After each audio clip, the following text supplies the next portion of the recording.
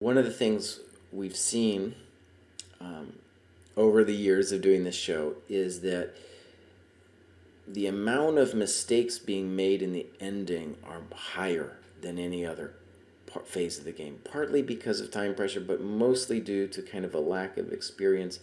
And what my big takeaway is, the thing that I guess I want to press, is that what you gain from a little bit of practical experience in the end game is that where it's won and lost is generally not in the Dvoretsky kind of endgame, some kind of algorithm, like how do you do X kind of thing in the ending.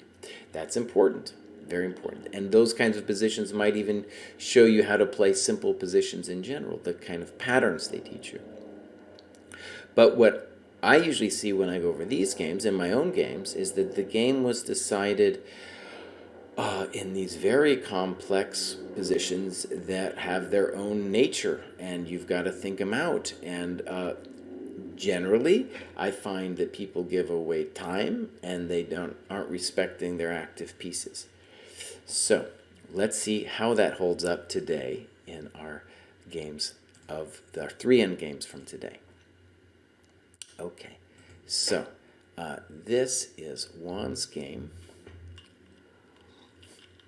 And what I love about this is he's seen my video on the flamingo, and here he's going to play a flamingo. And let me just say, the general idea of the flamingo was to be an all-purpose opening against d4. And you could start off with knight f6 and e6, but basically, maybe see where they go, whether it's knight c3 or knight f3 or g3. We're going to put our bishop here. It's going to get traded off in some way, and then we're going to switch our pawn structure to d6, e5, where our bishop will then be good, and we'll get rid of our bad bishop. So it's a very simple idea where if you don't want to learn any kind of theory, a very simple thing to learn. And so Juan is doing it in this way, which is a little different because white hasn't played c4, but that's fine. Bishop f4, knight f6, e3, castles, d6. Fine. Even though c4 isn't on the board, we're still doing all of this perfectly well. Knight e2. So white is going to play for a dream where he is going to mess with our bishop on a5. And Juan correctly says that bishop c3 earlier would have been an interesting way to play it if we were afraid of knight e2. And that would be a very rich position. But let's look. I don't think there's anything wrong with allowing knight e2. The knight on e2 isn't so special either. Good move. So let's just say what was great about this game, one of the things I liked about this game, in fact, I'm going to switch it so we can see it from Black's perspective, is that we've got the full flamingo setup here, right, where the bishop on b4 will eventually go, and we have done d6, e5. Now, this position is interesting, and sometimes you can get positions like this in the London, and one thing I want to see here is that this bishop is an enemy of ours. It's going to make it difficult, for example, for us to move these pawns because it'll have scope, and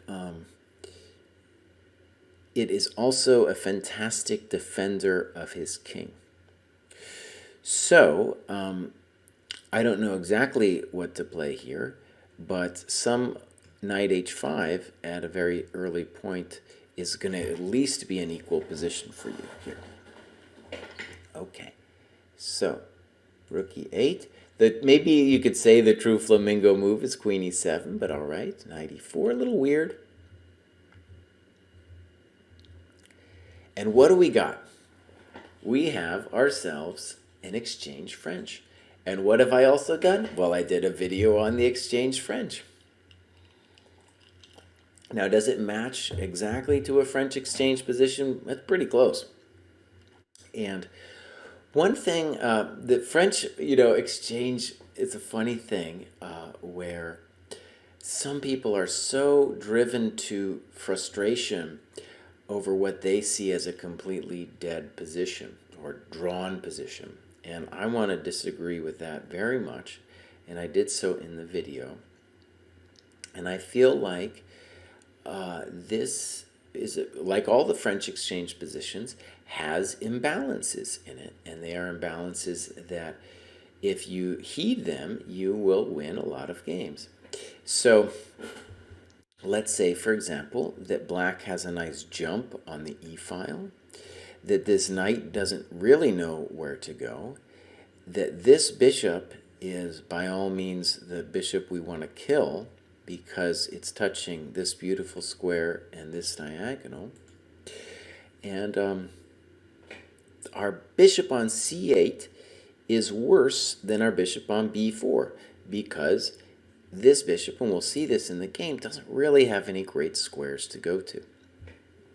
All right, c3, and here there was an interesting question. You play bishop d6, which I gotta believe is fine, but bishop f8 intending maybe knight h5 would have been, let's say, more combative. But your move is fine. He snips, and I think plays an interesting move with f3, where he is trying to dominate the knight. Now, obviously, though, it's a tempo, and he's giving you at least a little touch on that e3 square.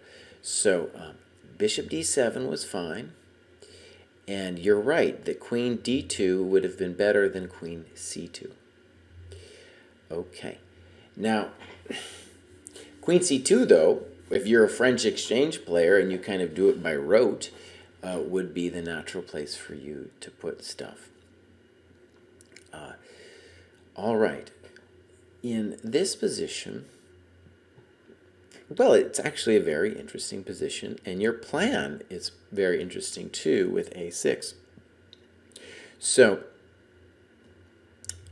still, I think a6 is pretty weird in the sense that what you're doing is you're investing two tempi, a6 and bishop b5, to trade this thing on the bishop off. And those are valuable tempi, and I'm not sure the bishop on d3 is that beautiful. More important probably, or I say more than probably, is your knight on f6. It is dominated by the pawn on f3, and it needs some help. Now, to me, especially let's call it from a practical point of view, I want to play rook e3. Yeah, let's play rook e3, bring the other guy in, and then we can figure it out. And, depending on what he does, we're going to be thinking about things like knight h5 at some point. We might think of things like c5. We might think of double or tripling on the e-file. Maybe you have a very interesting position. Okay, a6, bishop b5,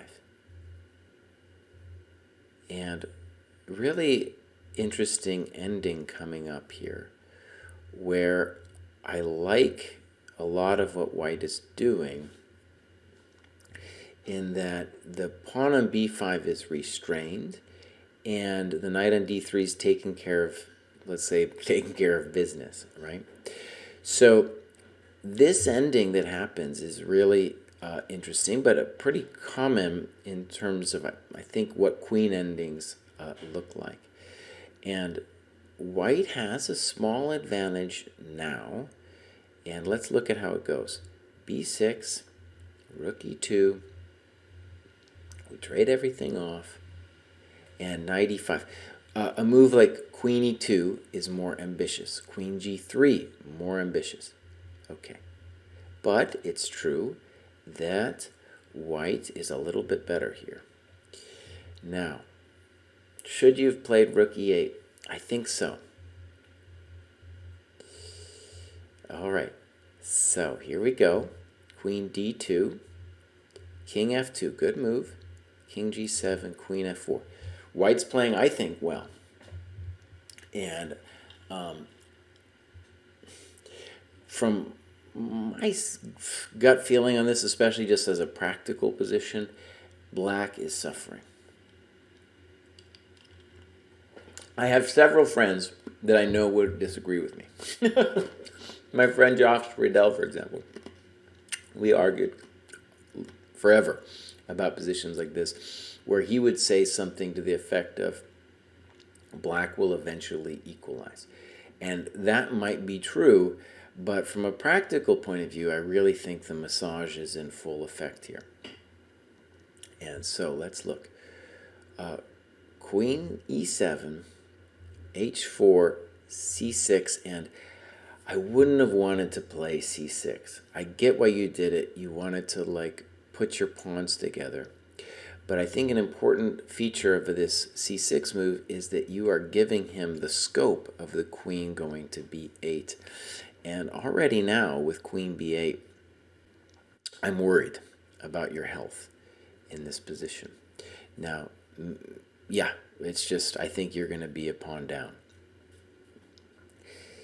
He goes for it, and one feature about this, let me say something dogmatic first that's important with queen endings. If you took away nothing from any kind of book about queen endings, the simple thing should be the more centralized queen is going to have the advantage. So, for example, that applies to this position where white is more centralized.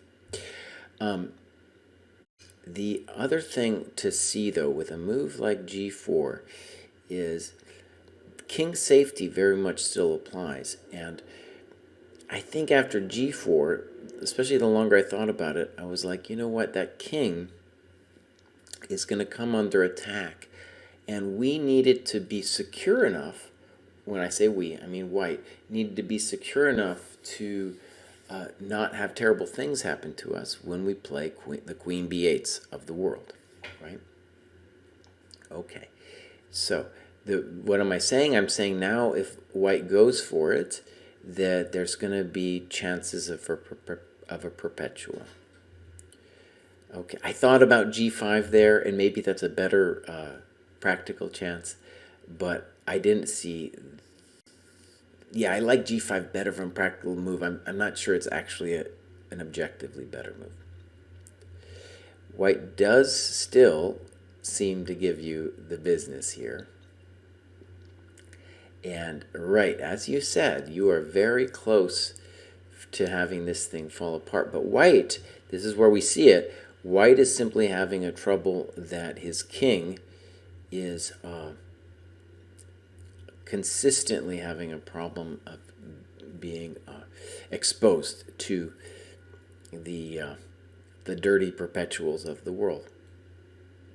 Yeah, and here I like your note. You said queen h2 was probably better, and the simple way of thinking about it is he can go take all your stuff, but you are going to be threatening perpetual check. And that is going to be, I think, for the most part, true. When I mean that is, everybody's been in these positions when they're in time pressure, and the thing you're going to have to, I think, is useful to know is just that queen h2 is the thing you want to look for as the active way of playing the position. So here, you're potentially creating weaknesses, but your opponent didn't really want to go for it. So a draw was made. Okay, let's take a look at our table of contents. And we're now going to look at Sasha's game in the English, and then we'll look at another endgame one after that too. All right. So, do not forget to switch, buddy. Don't forget. We've blundered it before. We're not going to blunder it again. All right. So here we have Sasha playing this thing, and this was a pretty interesting game as well. So, known position, and as Sasha writes, e4 is the most, castles is the most common move here. I think d4 is also logical. And e4, he writes, is a technical novelty.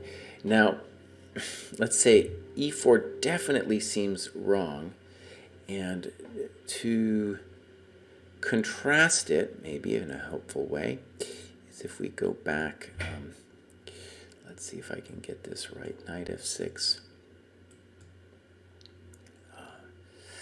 Let's just put this here. I have played this position a bunch, and this is an improved version of what Sasha gets in the game. And interesting endgame here, and we're going to see a similar theme where white is going to want to go king c2 and maybe get a little bit of play. If you want, I did a couple shows, more than one, on my road back to 2500 show, where I analyzed a game I had with Yermo with those h4, h6 moves thrown in. There was a slight advantage for white. Okay, so let's contrast. Remember this position. We'll contrast this one, e4. Not clear at all that your bishop wants to be on g2, and you're paying for it with this tempo, with g3. Maybe bc, but I get it. It's not easy. And so now we're going to get this interesting ending. And I think if you're interested, go ahead and have a look at that Yermo video I did. It's definitely possible to learn how to play these kinds of positions. And like I said, it's not going to be some kind of like, how do you mate with the bishop and knight? It's going to be, how can you devise plans in positions like this? And it's often not entirely easy to do so.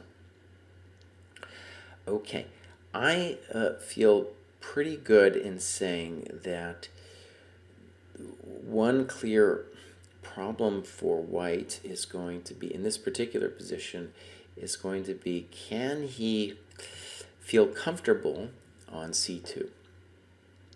And so to that end, I think the move knight d7 first has to be right for black, so that we can do the knight c5s and definitely think about f5 after that.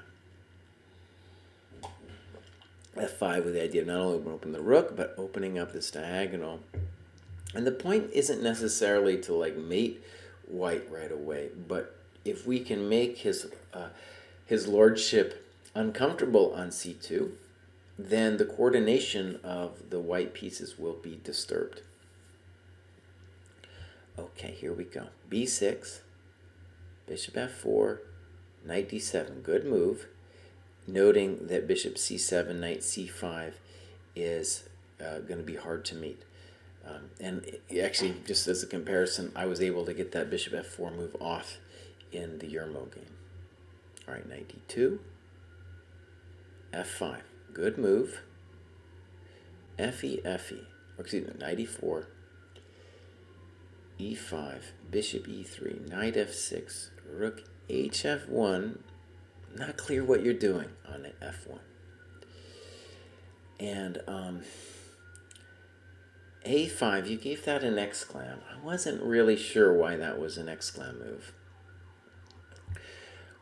To my mind, this is a dynamic position where the main problem for white is that the bishop on g2 is kind of funny. And just intuitively, knight d5 would be my first thought for black here. So, rook a d1, you didn't like that either. And watch what you wrote something that's a little bit weird. You wrote, after this, we would have a clean way to achieve a draw, to draw this game. I don't know. First of all, he shouldn't be taking on e4 unless he's getting something for it, you know. So that doesn't make sense to me either. Okay, so here we go. Rook a d1, bishop c6. Okay, and bishop c6 is good because we are taking away the d7 square. Now, my sense in just reading your notes was you felt that you were somehow worse here. And I don't share that pessimism. Your king, in particular, is better, and it's your move. It's kind of a big deal that it's your move.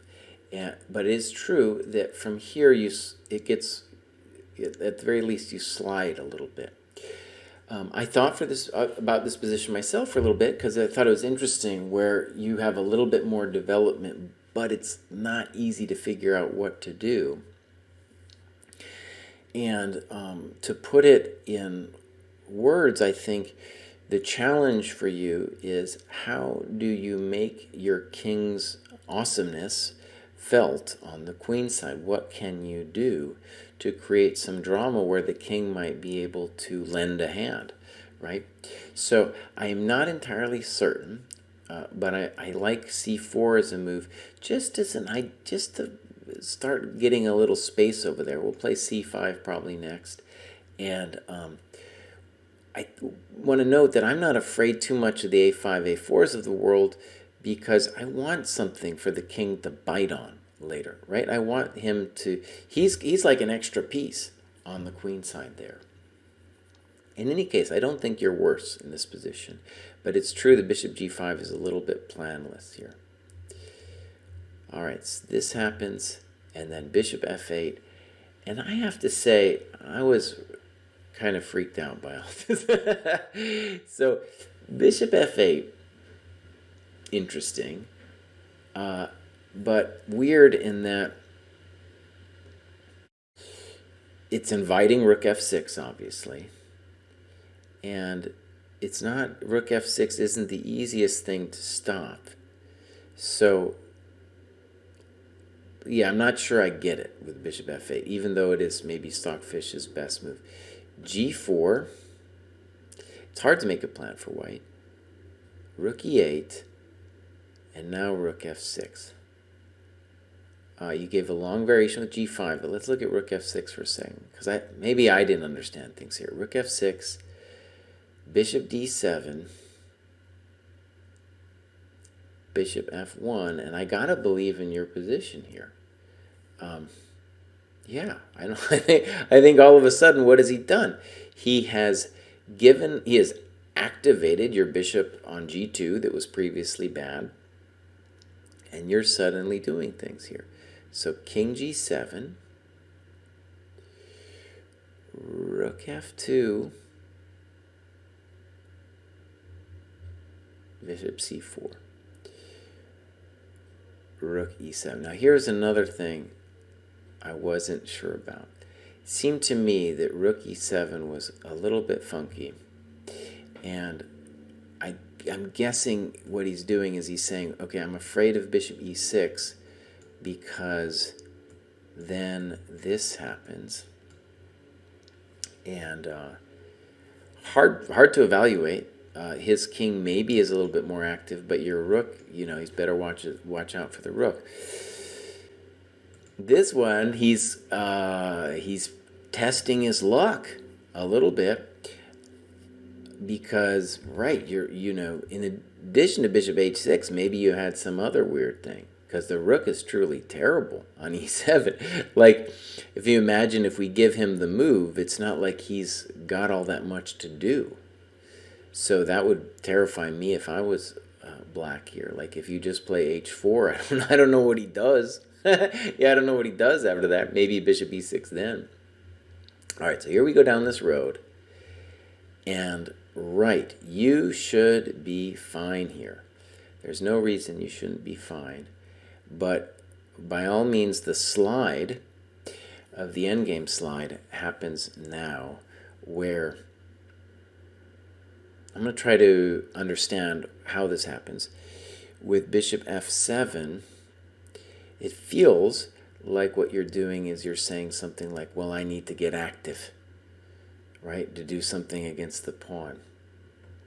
But it's awkward because you're blocking the rook, and yeah, that's the basic story. In this position, are you better? I don't know. From a practical standpoint, though, you can definitely make problems for the guy because I don't think he's coming at your pawn that soon. And at any point, he's got your rook at least looks better than his rook. All right, bishop f7, bishop h5, and the same mistakes come in pairs, and here it comes, a4. Terrible from two points of view. Usually when I say there's a tempo involved, it's the tempo, and that's the one that disturbs me most, that it feels like a full tempo you're losing. But by putting it on the light square, in general you want your pawns on darker squares just because your bishop is a light square bishop. But of course the real drama now is that black can start dreaming about having two weaknesses. And as a good rule of thumb for endgame play, you can talk about a position being winning when you have two weaknesses, and here we'd be talking about these two guys. And that a4 is suddenly now a permanent problem for you. So, all right, b3 also weird from the same reason. And I'm sure mistakes are being made on both sides, but I like what he's doing. Now, notice what you do here is rook f3 is indeed a good move, and I like the way that black is playing this. You gave like a really long line here. Here we go. Stockfish finds this incredible line. He goes king d2, excuse me, rook f7, very anti-intuitive, c5.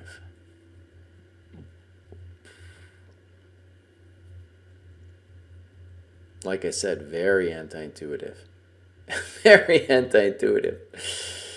That is not a human variation, right? Especially the part about the checks and the discovered checks and the king being so active. So this is an example really where, from a human point of view, you're pretty close to done. And if you're going to find rook f7, it's going to be more out of frustration more than any kind of concrete variation, right? Okay. So let's look at how it goes down. And a principle of two weaknesses. Pawn on h2, and now we got two of them over here. c6, very nice move. Threatening mate, let's just put it on the board because it's fun. Bam! Some people don't think it's possible, but it is. So, here we go. And yeah, this is totally lost. We got our two pawns. Better king. Some of these moves I don't understand. I'm sure this was time pressure. Yeah, totally winning. Here we go. So, yeah, great play by my national master opponent. He definitely grinded me down in this game. Yeah, definitely. And it starts in the opening, but you can see that the endgame play there has everything to do with finding a plan and understanding, or developing an understanding of the dynamics in the position. Okay, so here we go, Luca. Luca's been on the show a bunch, and let's take a look just at where we are. This will be our final ending before we move on. All right. c4. So this position, bishop c4, I played this system when I was a kid. Maybe I should play it again. It was big deal back in the day before the computers, and Kasparov and Karpov played it like loads of times, again and again in the World Championship matches. And so now it's one of the bummers actually about computers is the computer shows like a couple different ways, I think, for black to get play, or at least equality. Maybe you shouldn't let that turn you off, though. It's in a lot of ways it feels right. Even from my, like, when I was a kid, it just felt like this is the way you should put your pieces. The knight on e2, of course, is a little funky. But on f3, he's going to get harassed. So anyways, here we go. Castles, castles. And now the big theoretical variation back in the day was bishop g4, f3, knight f5, bishop f7, and loads of games played at the highest level. Actually, from my understanding as a kid, this is actually a position I needed to have a coach on, because as the dogmatist that I was as a child without a coach, I didn't really, it was hard for me to accept that the pawn on g4 is essentially meaningless, that black has really all he needs in this position. Interestingly, though, like Karpov, to a certain extent, didn't understand it either, and just because he played this position again and again and again and again against Kasparov. Okay, let's get to the game. Bishop d7, probably playable. Queen d2. This is certainly, let's call it the standard operating procedure. Queen a5. Now, I feel like this move gave you a little bit of stress, and I get it. The drawback of queen a5 is that the knight really wants that square in the Grunfeld, and we're going to see that in this game too. So I thought an interesting thing happened here. So rook fd1. Maybe if we turned on the database, we'd find something better than rook fd1, but it felt right, at least logical to me, as did that move. And then now we're going to get this ending. Maybe rook a d8 was incorrect insofar as maybe the rook probably wants to be on c8. Knight a5. Okay. So, interesting position. And my intuitive sense is that white has a very small advantage, and mostly about center control and the ability to play a little bit against this knight.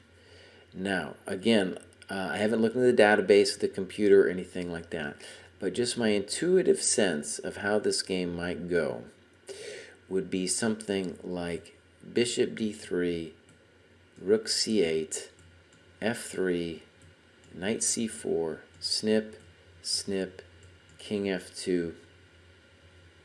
Maybe we could throw rook b1 in there, might be useful. In any case, something like that, and maybe, I want to stress maybe, white has a small edge, and we could dream about just keeping the knight there for a while, playing king over h4. I'm not too certain, but I'm just telling you my intuition. Rook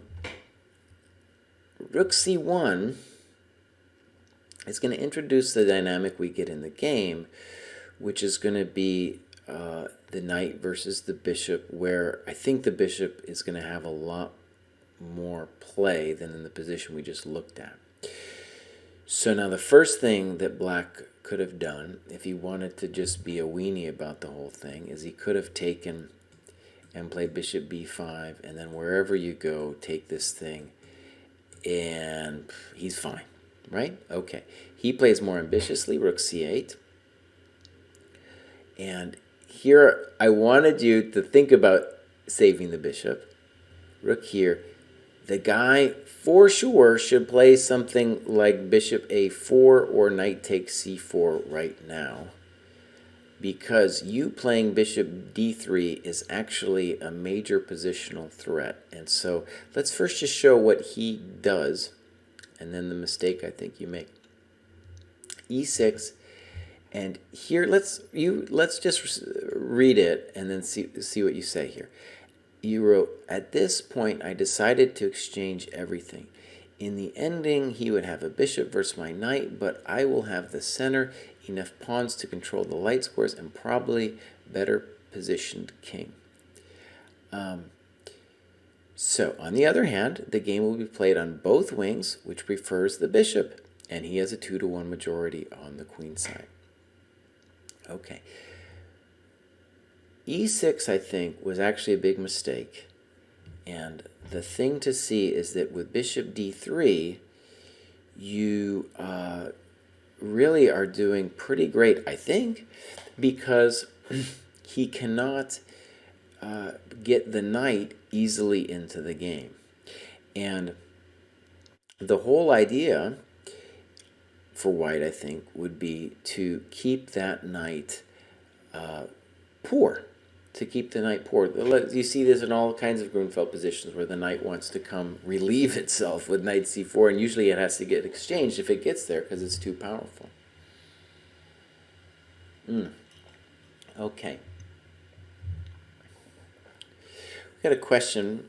Doesn't white have to prove something in the middle game because the endgames favor black because of queenside pawn majority? Okay. Mostly true, and the proof that white would have to do here is exactly like I said. You have to have something like the domination of the knight, and I think the plan of playing f3, king f2, king e3 is what he should be looking for. And this bishop b3, well, now I definitely like black. And by the way, e6, I think I want to call e6 just an example of a clear loss of time. Okay, so here we go. Knight b3, pawn takes, rook takes, rook takes. Okay, let's pause here for a moment. If for the Grunfeld players out there, anybody, this is the kind of position that you would want to know how to at least think about to play for a win as black. And the first just word to know is the Fischer ending. And the point is that the bishop will control more squares than the knight, but the bishop's drawback is that it can't control dark squares. However, as a team, the bishop and the rook can control both squares, and not only will they sometimes be able to control just more squares, which is always important, but also then begin to dominate the knight. So this ending, rook c8, seems promising to me, but I think makes much more sense to me to play bishop c6 and keep the bishop on the board. And if f3, we will probably do things like rook d8 and f5, maybe f5 immediately, depending on how we think about the position. Okay. What black does is he's making a dogmatic claim about the bishop being better in this ending, which I can imagine it. One of the main things I don't like about this bishop c8 move, though, is that it really is a loss of time. Okay, so maybe knight c3 is fine here. You could have done other things. I'm kind of interested in f3. Let's say something obvious. You have more pawns on the king side.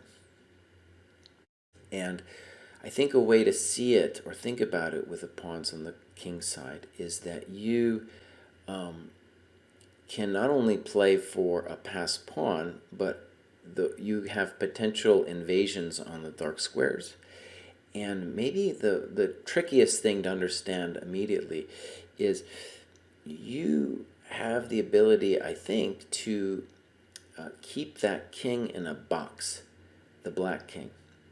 And if you can keep him in a box, you can try to pretend that you're up a piece by bringing your king to a square like e3. And from e3, depending on how things go down, you can look at the queen side and then also look at those tender dark squares on the king side.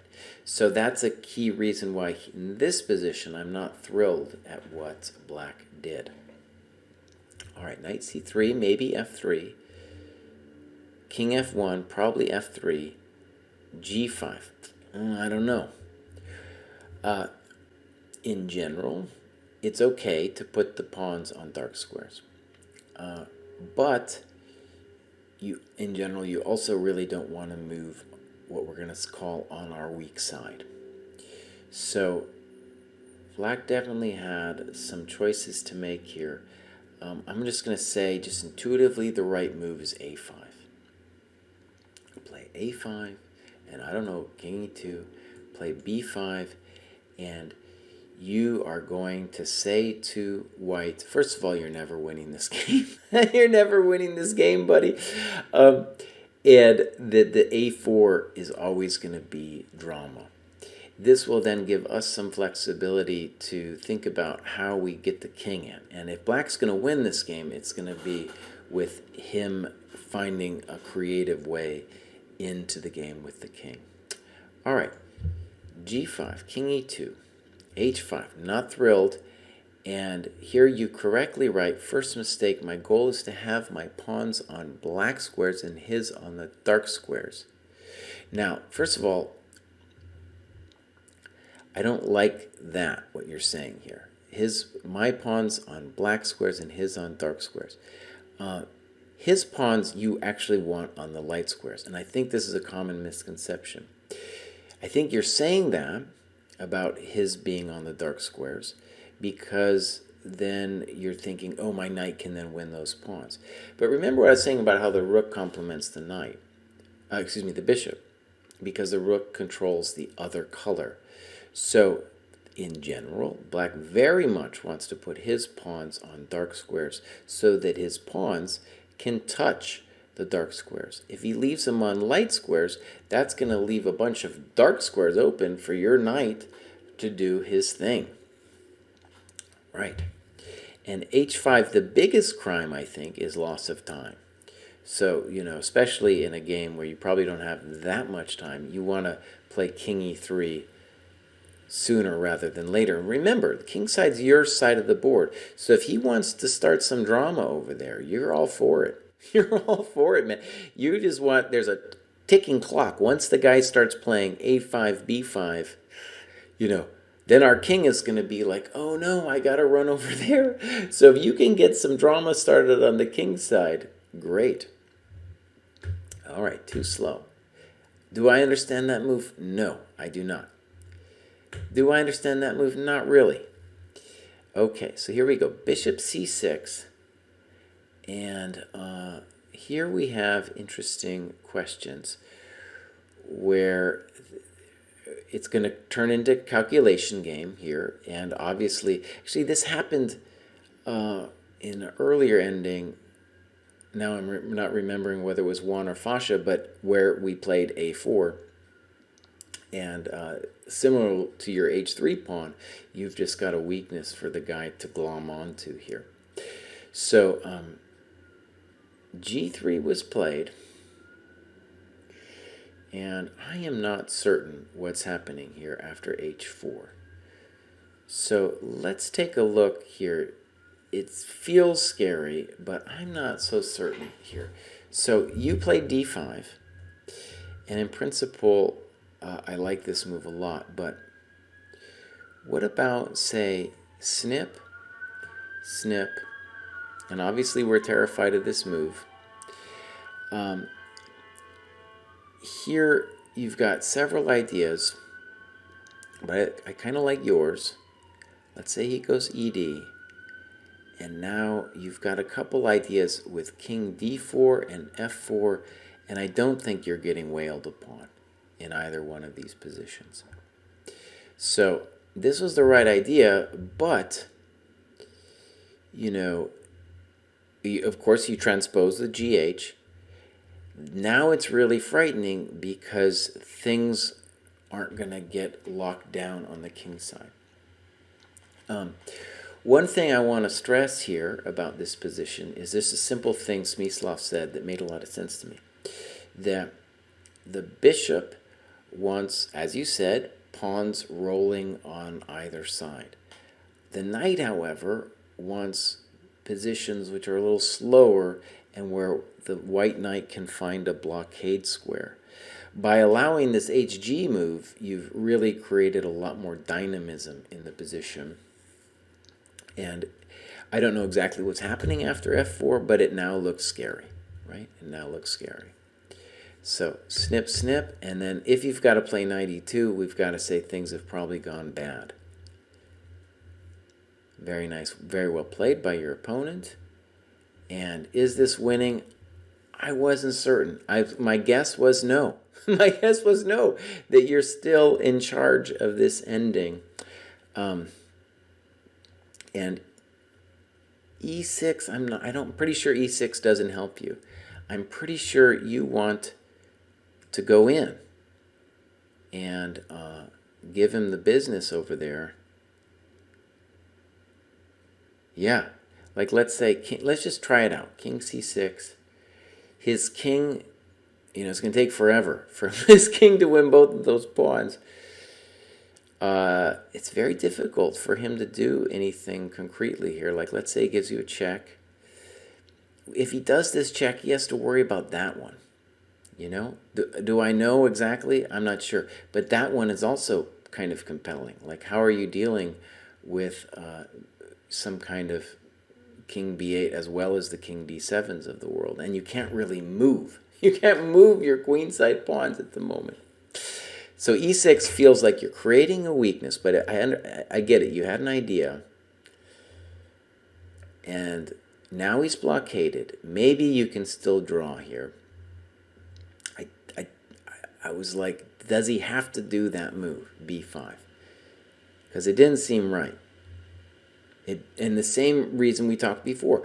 Don't put your pawns on the opposite color of the bishop. Okay. So, right. Obviously a little bit hard, and you played king c5, which is now a mistake. But, yeah, it seems like this just optically should be a draw, and you give e7 as a draw. So wait, let's just go over. Let me just be dogmatic about it. If I don't think he has a chance to win this one either, but definitely not b5 to allow b4. Okay, so interesting ending. Definitely, we've had two with the bishop and knight, and we had a double bishop. So very interesting set of endings. Usually we have rook endgames. Those are far more common.